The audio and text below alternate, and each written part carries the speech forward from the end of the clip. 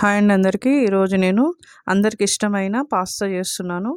దీనికోసం నేను పాస్తాని ముందుగానే వేడి నీళ్ళలో ఉడకబెట్టి పెట్టుకున్నాను. అలాగే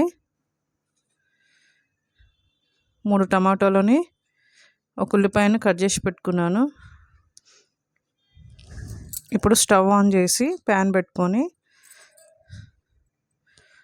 ఆయిల్ వేసుకుందాం. ఆయిల్ వేసాం కదా, ఇప్పుడు కొంచెం జీలకర్ర వేసుకుందాం. జీలకర్ర వేగాక కొంచెం ఉల్లిపాయలు, మనం కట్ చేసి పెట్టుకున్న ఉల్లిపాయలు వేస్తాం. ఉల్లిపాయలు వేసి మంచిగా కలపాలి ఇలాగా.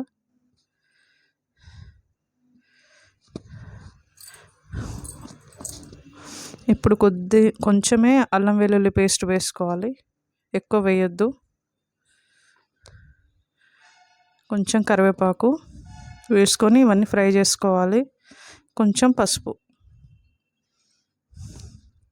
ఇప్పుడు కట్ చేసి పెట్టుకున్న టమాటాలను వేసుకొని ఫ్రై చేసుకోవాలి.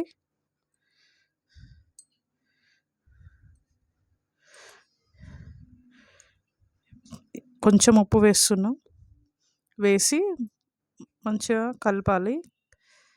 కలిపి మూత పెట్టుకోవాలి. ఇప్పుడు ఇవి మగ్గాలి ఒక 5 నిమిషాలు. 5 నిమిషాల తర్వాత చూద్దాం. చూడండి, 5 నిమిషాలు అయిపోయింది. ఒకసారి కలుపుకొని ఇందులో మనం కారం వేసుకుందాం. కారం మన టేస్ట్ తగ్గట్టు వేసుకోవాలి. మేము కొద్దిగా స్పైసీగా తింటాం కాబట్టి కొంచెం ఎక్కువ వేసాను. 1 స్పూన్ ధనియాల పొడి వేసి ఇలా బాగా కలుపుకోవాలి. కలుపుకొని మళ్ళీ ఒక 2-3 నిమిషాలు మూత పెట్టి మగ్గించుకోవాలి. చూడండి, ఇప్పుడు మగ్గిపోయింది టమాటా మొత్తం. ఇప్పుడు ఉడకబెట్టుకున్న పాస్తాను వేసి కలుపుదాం.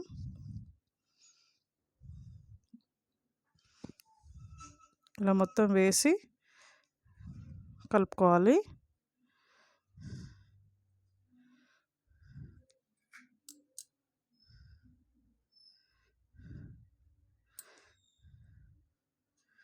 అలా కలిపాం కదా, మూత పెట్టుకొని ఇప్పుడు మనం ఒక 2 నిమిషాలు మగ్గించుకోవాలి. ఒక 2 మినిట్స్ అయిన తర్వాత ఇది స్టవ్ ఆఫ్ చేసేసుకొని కొత్తిమీర వేసి దించేసుకోవడమే. అందరికి ఎంతో ఇష్టమైన పాస్తా రెసిపీ రెడీ అయిపోయింది.